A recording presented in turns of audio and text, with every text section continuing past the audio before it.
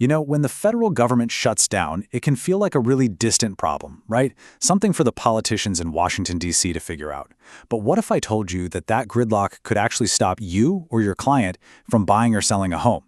Well, the ripple effects are very real, and they stretch far, far beyond the Capitol. All right, let's get into it. Here's how we're going to break this down. First, we'll get clear on what a government shutdown actually is. Then we'll follow that ripple effect straight to the real estate market. After that, we'll take a look at the pretty costly history of these shutdowns, explore how they finally get resolved, and wrap up with what the industry is doing to push back. Okay, so first things first, what does it even mean for the government to be closed? It's not like they literally lock all the doors, right? Well, here's the deal. A government shutdown happens when Congress can't agree on a spending bill. It's that simple. And when that happens, federal agencies that are considered non-essential have to temporarily close up shop. Now, this doesn't mean the whole country grinds to a halt. You're still going to get your mail. But a lot of other departments have to send their workers home, and their services just stop until a deal gets made. And this is really where it starts to hit home for a lot of us. That standstill in D.C. creates a ripple effect that can seriously disrupt real estate deals happening in your own backyard.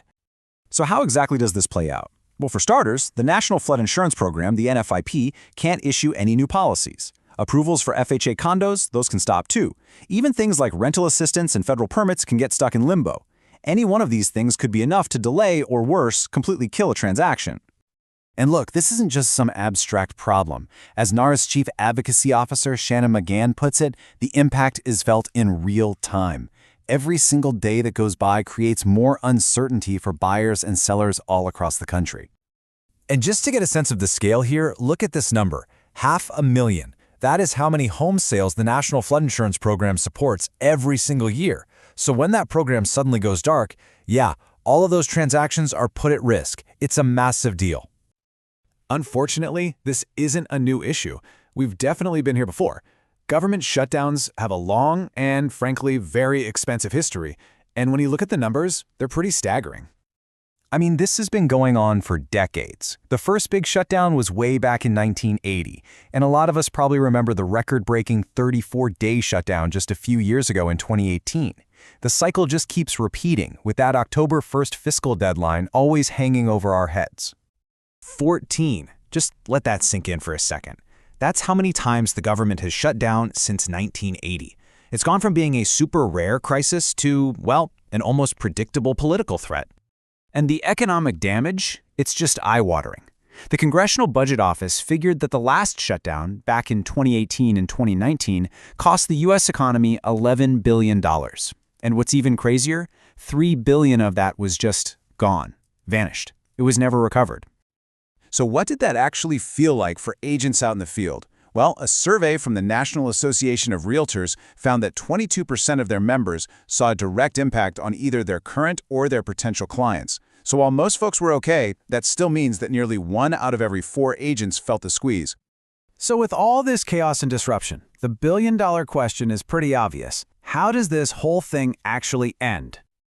There are basically 2 ways out of this mess. The first is the long-term fix. Congress passes all the necessary spending bills to fund the government for the whole year.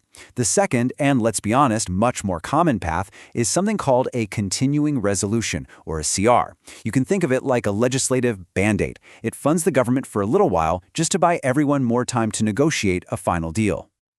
So, while Washington is busy trying to work all that out, the real estate industry is definitely not just sitting on the sidelines. They are actively pushing for a solution. The National Association of Realtors, for example, is hitting this from every angle.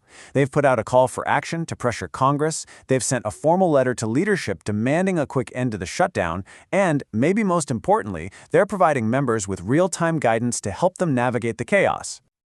And this quote here really says it all. Shannon McGann makes it clear that the goal is to work with everybody, it doesn't matter what party they're in, to get the government back open and get critical programs like the National Flood Insurance Program up and running again, ASAP. And that leaves us with one last really crucial question to think about. I mean, the housing market is a massive, massive engine for our economy. It makes up almost a fifth of it. So if these shutdowns keep happening, if they just become another tool in the political playbook, how resilient can the market really be? How much pressure can it take before we start to see much bigger, more permanent damage? It's definitely something to keep in mind.